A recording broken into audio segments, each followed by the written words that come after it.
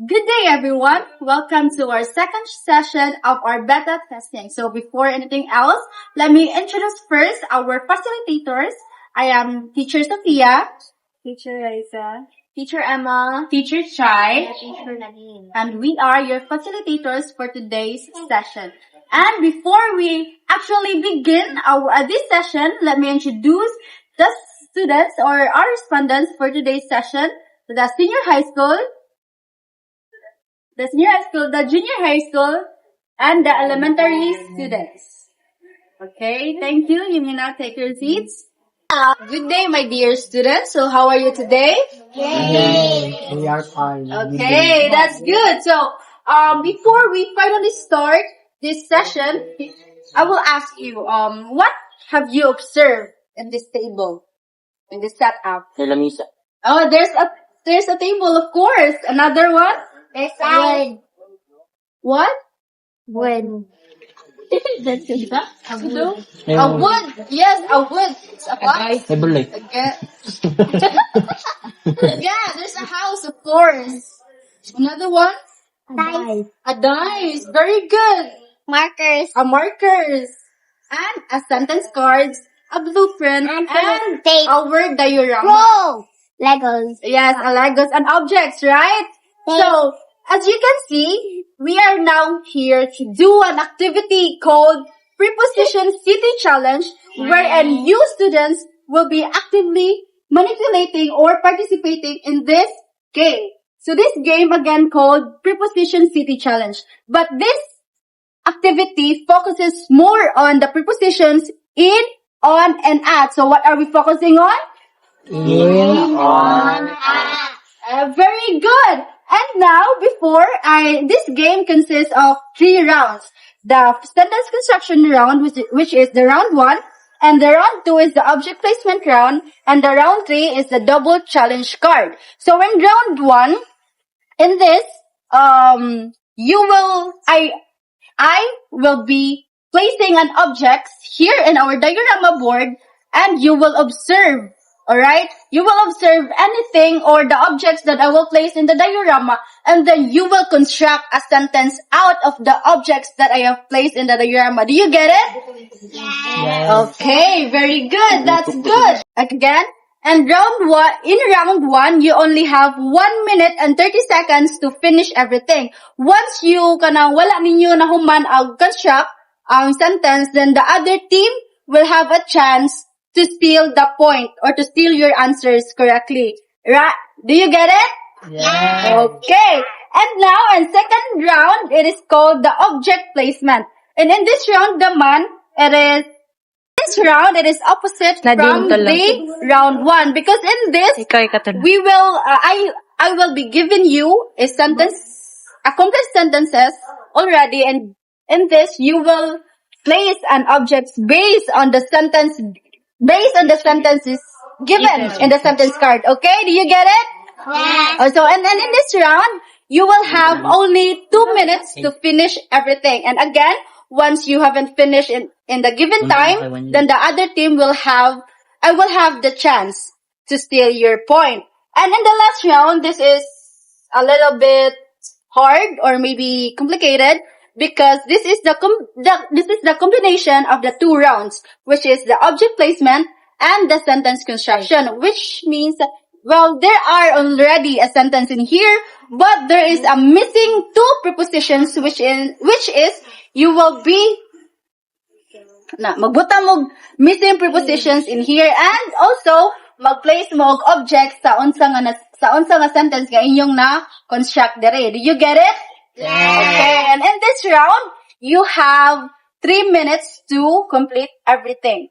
And again, for the scoring, first round will have 1 point each, and the second round will have 2 points each, and the last round will have 4 points each. And once gani nga tie mo, ang among basihan ana is if kinsa to ang sayo mahuman sa last round nya na tie mo mao ang daog, mao ang makuan nga preposition city champion. Kuha ra ninyo? Yes. Okay. Now let's start. But before that, let me group you into two teams. So this is team A and this is team B. Okay? You get it? Okay, so from your teams, you will choose who will be the manipulator and the speaker. For team A, who will be the manipulator? You will be the manipulator. And you will be the speaker. You have no other choice. And then in your team, There's a writer. there's a writer. Who will be the writer? You. And you will be the speaker. Or, and you will be the manipulator. Or you will be the speaker, then you will be the manipulator. Yeah, you will be the speaker, okay? And you will be the manipulator. You will be the manipulator. You don't have any other choice. Okay, so before we start, this game will begin one team only. So let's officially begin our game. So before that, we will determine who will be the first team to play the game. And you will roll a die, and whoever have the biggest score or the biggest number here, sila ang una muduwa. Okay? Who will be first? Okay, you. Stand up. Stand up. Okay. Darmin. Oh, Team B got 3. How about Team A? Team A got 6. So Team A will play the game first. Team 1. So here.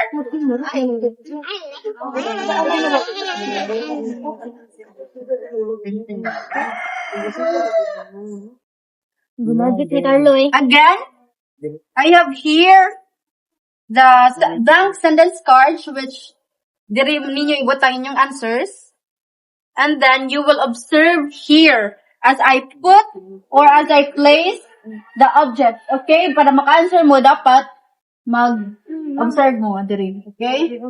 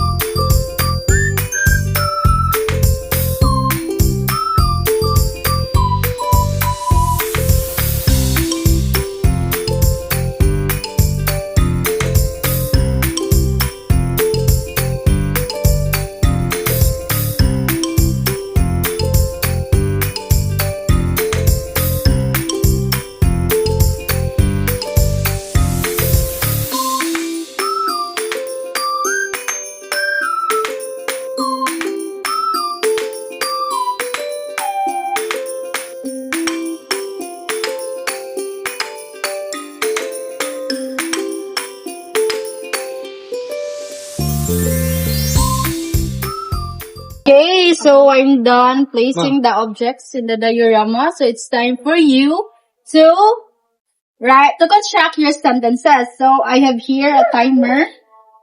1, 2, 3, 4.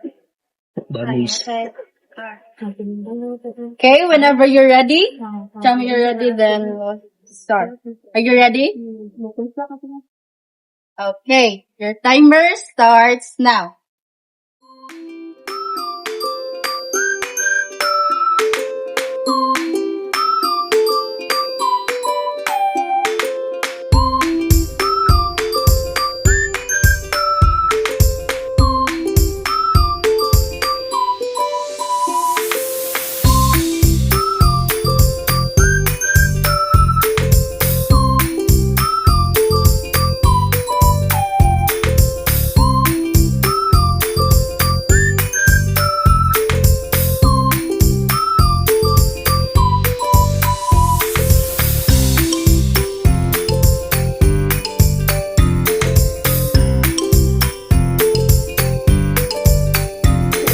Pag-observe sad mo, kay namoy chance na ma-steal ang point sa team A. Okay? Okay. Dari. Ano na pa? 25 seconds left.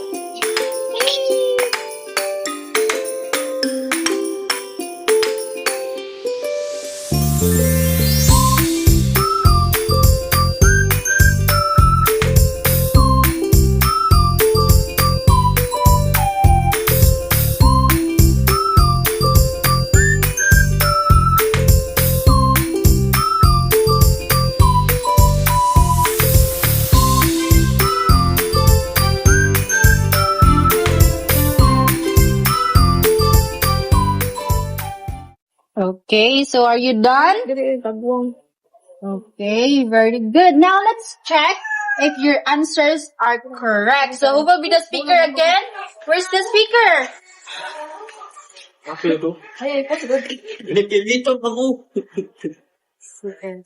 Okay.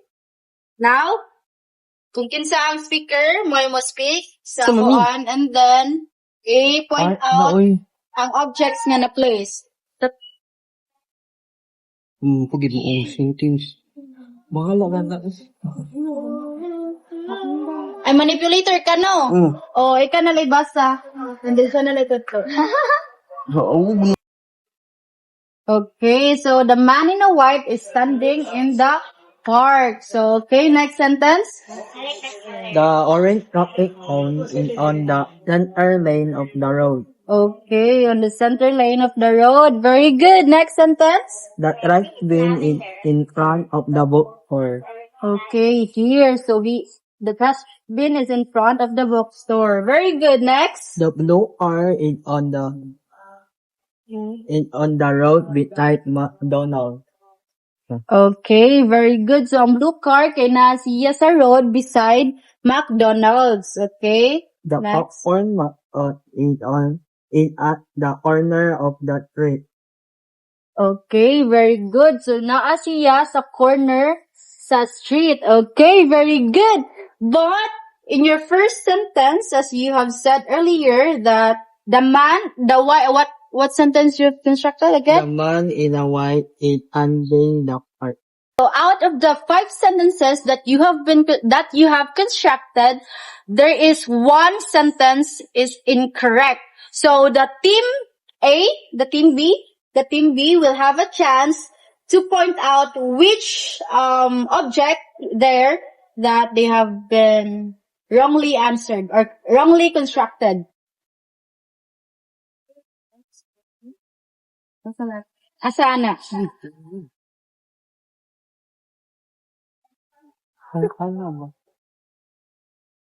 Which one?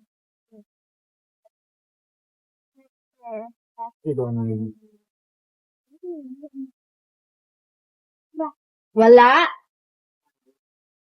Wala mo kahibaw or wala sad mo kakuan ka paminaw kayo sa ilang sentence. I don't think this is right. Yeah, so what is supposed to be the correct sentence? The correct sentence. You don't know either. So you all Man is standing in the grassy area. okay, very good. So the man is standing in the grassy area. So the preposition there is the Man is standing in the grassy in. area. So again, the prepositions there is in the grassy area of the park. So very good. So Team B stole 1 point from Team A. So Team B, na sila'y additional 1 point, and Team A got 4 points since upat ra ilang na-construct nga correct sentences. So that is all good. Okay, very good. Now let's proceed to Team B to play the game. So let me. Okay. Now,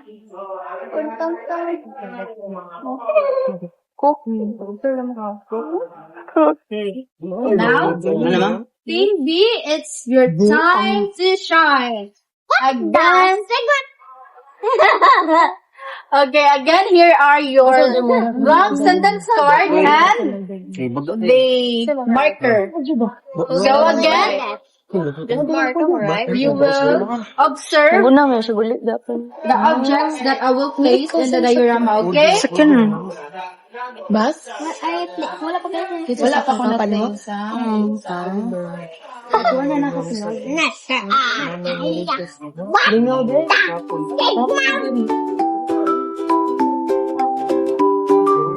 Eraser. Beep, beep, beep. That's too much.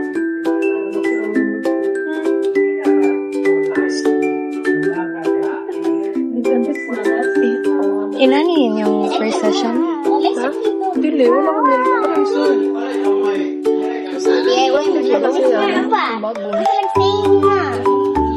Ako sa uli, red ko.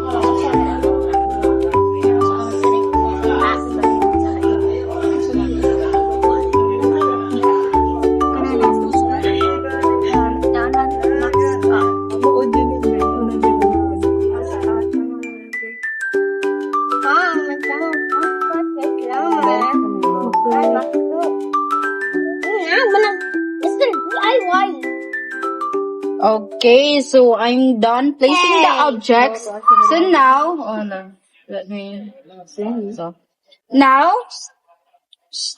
whenever you're ready, are you ready to construct those sentences? Okay, your timer starts now.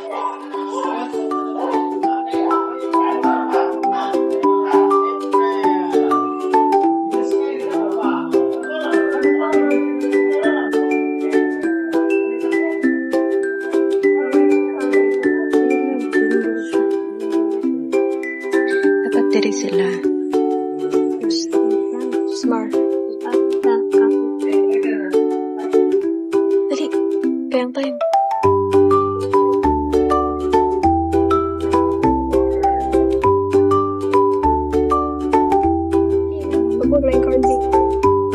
Standing at the park at the front. Cook lang yung card. Magsuwat. Tabang magsuwat. Dali. Kaya wala tayo.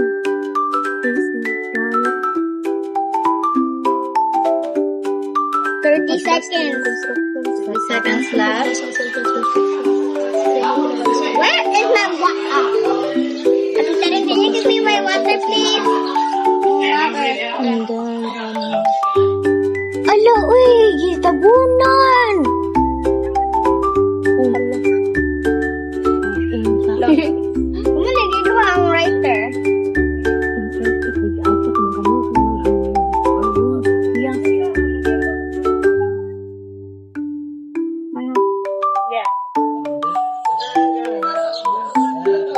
Mono.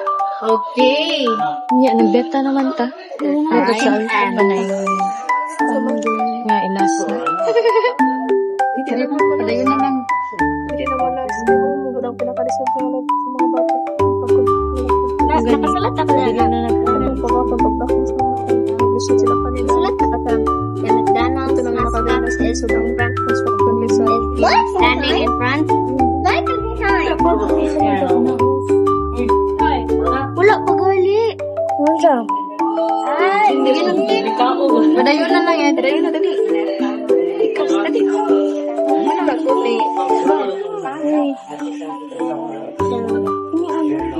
You're all done. Then it's time for you to read aloud your constructed sentences and point out the objects that read.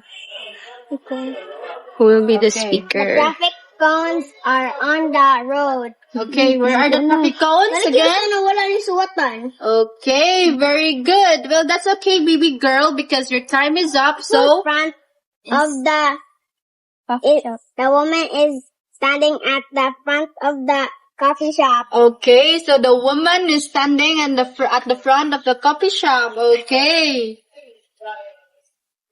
The woman is nagbasa ko lagi mo. Okay, go. Another one? Next. Duha imong gibasa dami. Duha man na mo smart. Si ako. Okay. Again. Tanim beta nito, te. McDonald's mascot is standing in front of Mr. DIY. Oh, so where is McDonald? Wala Okay, standing. very good. So you've constructed only 3 sentences. Okay, so now team A had have a chance to steal the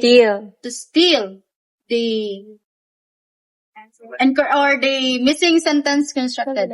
The point. The points rather. Okay. So which object ngawa nila na sila? Ayaw na lang pagsuwat. Ikaw na lang. Sulti na lang. Verbal na lang. Unsa man? What do you think? Yung sige ng patungan. No, because as I have instructed earlier, nga ma-observe sad mo kay para makaibaw mo kung unsa inyong ma-steal. Kasi naka-observe. What? Okay, so what would be Naduha ka buo. the sentence? The white car is parked at the pedestrian lane. Pedestrian lane. Okay, another one. Ang Wala sila kabalo. Kayang babae mo. Nice try, but it's not. So, ang wa nila naansiran nga sentence usa kay kani ang trash bin. So, wala sa ninyo nakitaan. So, yung answer ganina kay the white car is parked at the pedestrian lane. So, correct siya. So, you stole 1 point from Team B. Okay, so Team... Okay, so Team A got 1 stolen point. So 5 na siya. And Team B only got 3 correct sentences. So you've earned 3 points. Okay, nice try everyone. Now let's start to the next round. Listen up, students. Okay, now let's move on to round 2. So round 2 is the object placement. So before we start, let us determine first which team will play the game. So again, let's roll the die. Which team will roll a die first? Okay, Team A. Team A got 3. Now, let's Team B. One. Oh, Team C got 1. So Team A will play the game first. So again, the round 2 is the object placement. So I have here sentence cards which consists the complete sentences and then mag-place mo of objects sa diorama. Okay? So here.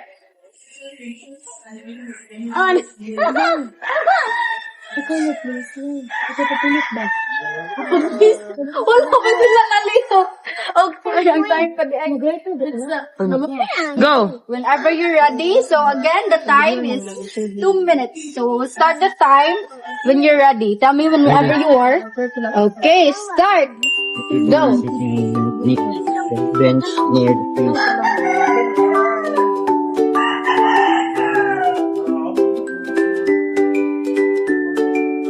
The man wearing brown is at the corner of the park.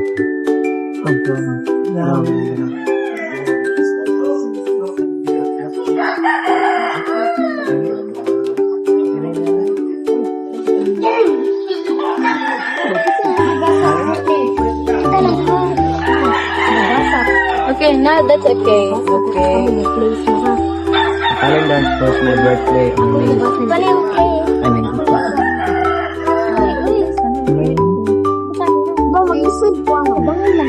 lakas.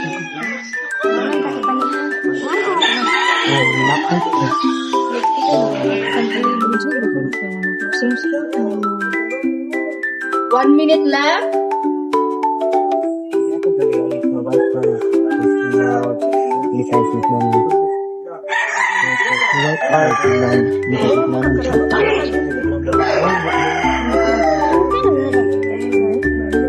The clock is set.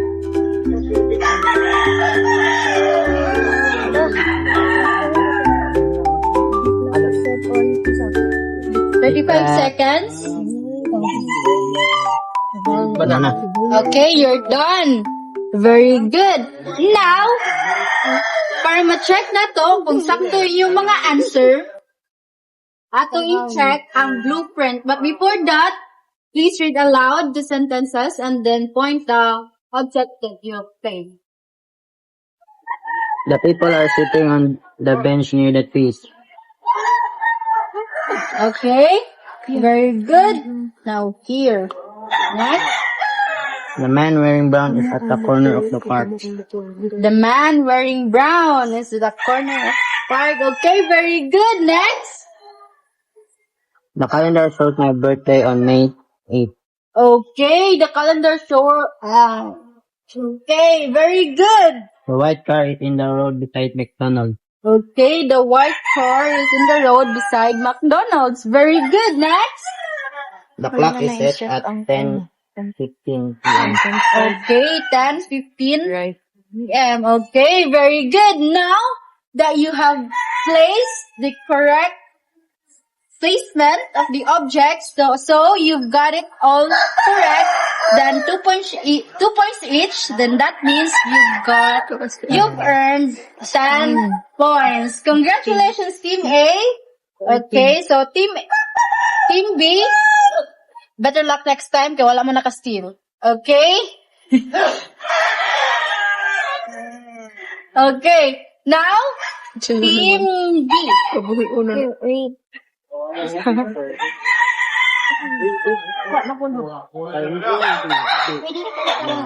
Kuan. Ay, Wait. The one who replaced the object. Okay, so here are the sentence cards. Pwede ka mo-set na ka Here lang. are the sentence cards. Then whenever you're ready, let's start the time. Ready? Are you ready? Hindi na ko? Okay, your timer starts now. The man wearing brown is at the entrance of the coffee shop. The entrance of the coffee shop. Okay. The burger is on the table inside the house. Ibutang naman dahil. That's okay. Okay, very good. Next. The popcorn mascot is at the front of the small building. For mo point. Padong simsud. Ito man na. Na-shop. The brown car is parked in front of the coffee shop. Okay, park in front of the coffee shop. She died. The blue car is on the road near the building. It's near. Okay, so are you done? Okay, very good. You finished it early. So now, let's check if your answers are correct. Again, let us see. Sabangin lang siya nila.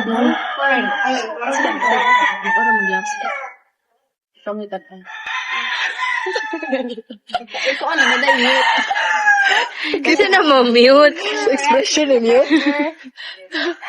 Okay, so again, read your sentences and point the objects. And then check here the blueprint. Okay. The burger is on the table inside the house. Okay, the burger. Very good. The man wearing brown is at the entrance of the coffee shop. So where is the man wearing brown? Okay, very good. Next sentence. The blue car is on the road nearby, near the building. Near the building. Okay, there. Very good. Next. The brown car is parked in front of the coffee shop. The brown car park. Okay, very good also. The popcorn mascot is at the front of the small building.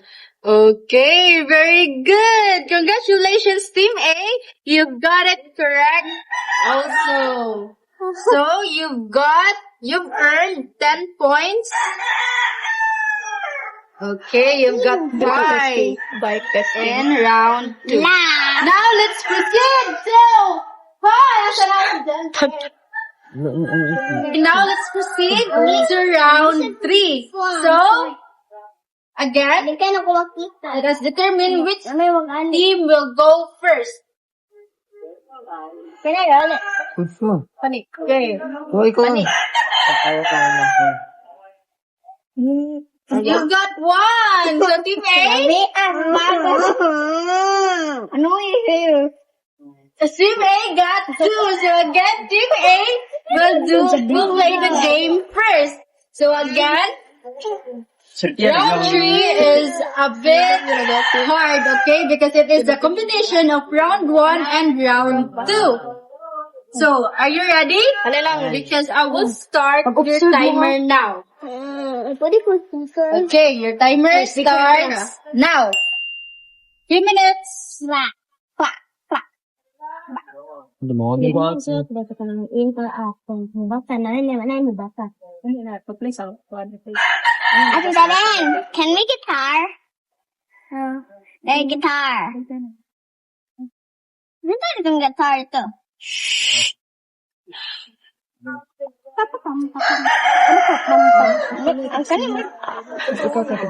Okay, what the? Can I be speaker? On them. Speaker lagi ko yun. Does it work? And how does Sigma work? Mana? Ipuin ko na. 2 minutes left. Kalau basa ako naman sa mga ibutang ha. Kasi ilat na lang sa kanila. Basa mo na yung ikay mo answer niya. Tabang po ko yung gawin. Ako na sila sa in, out, or on. Ay, sa answer ka.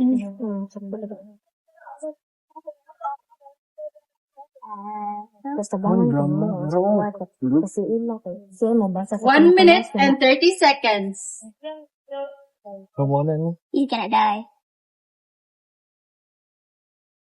Wow. Died. He died. Mana? Okay, you're done. So you finished and you have 1 minute and 14 seconds left. So let's check if your answers are correct. So, read aloud.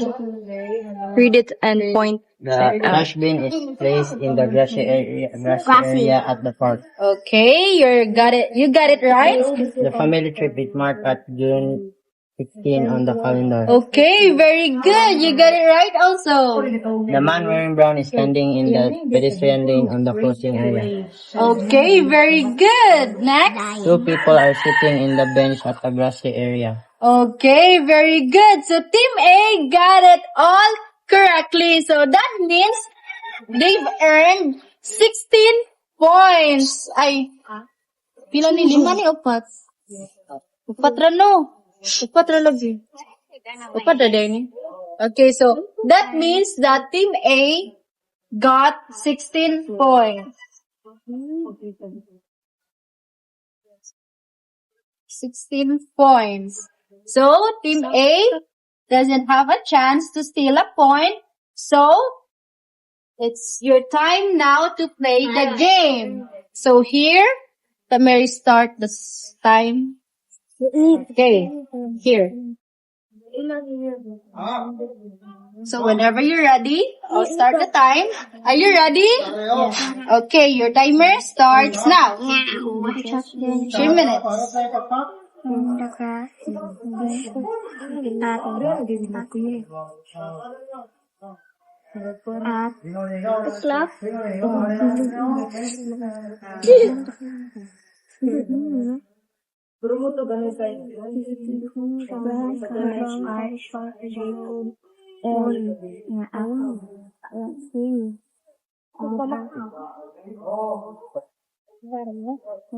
Two minutes and 30 seconds. 2 minutes. 2 minutes and 20 seconds. 20 seconds. 20 seconds. The broken mascot is standing on the sidewalk at the corner. Wala na eh. Object. Now place the objects in the diorama based on the sentences you've constructed. Diorama. Rama. The brown car is parked in the road at the coffee shop. Okay. The popcorn mascot is standing on the sidewalk at the corner of the road. Standing on the sidewalk. Corner. Aduh, masih muak. Mag-line ka kanina. He's pretending that he's The clock is back. So, nagano ko. Ano yun? Ang kaya na din. The clock is stopped in the 10:45 in the evening. 10:45. 5, 10:15. 30, 35, 40, 45 is 9. Over. Okay. No. 1 minute. The trash bin is in the grass at the park. And Okay, so you're done? Okay, so you got 43 seconds left. So now let's check if your answers are correct. Now, read the sentences aloud and point the objects that you have placed. Okay. the brown car is parked in the road at the coffee shop. Okay, very good. You got it correct. Next. The popcorn mascot is standing on the sidewalk at the corner of the road. Okay, very good. You got it correct too. The clock stopped at 10:45 in the evening. Okay, very good. You got it correct. The trash bin. The trash bin is in the grass at the park. Okay, very good. You got it perfect. So Team B got 16 points. Also, okay. Okay, 16. So, to determine which team will be the champion, let us compute your score. So again, let's compute together so there will be transparency because basi niya mareklamo mo if mapilgi mo and then sakto na inyong okay. 4 plus 1 is equals 5 plus 10 15 plus 16 31. again 5 plus 10 15 plus 16 31. Okay, so Team A got 31. And then let's compute the Team B. Okay? 1 plus 3 4. plus 10 14. plus 16 30. 30. So Team B got 30. So, as you can see, Team A is our prepositional city champion for today's session. So congratulations!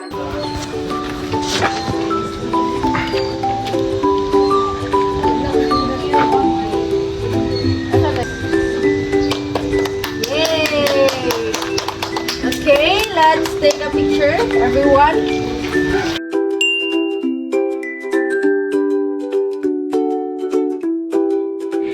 Same with the first session, the students were also highly motivated and still aiming to become the winners, especially because of the rewards prepared for them for being the Prepositional City champion. And the board game was still effective in encouraging participation among the learners.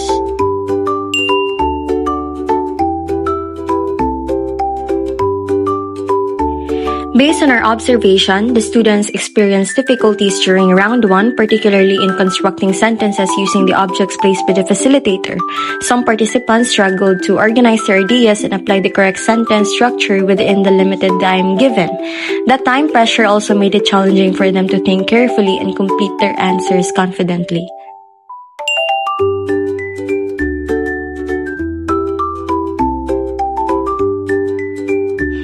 Based on the challenges we observe, round 1 still needs further refinement. Since the students found sentence construction difficult, we plan to rearrange the flow of the activities. The current round 2, which focuses on object placement using given sentences with prepositions, may become the new round 1 because it was easier and more understandable for the participants. Through this adjustment, the game can be more learner-friendly, engaging, and appropriate for the students' level of understanding.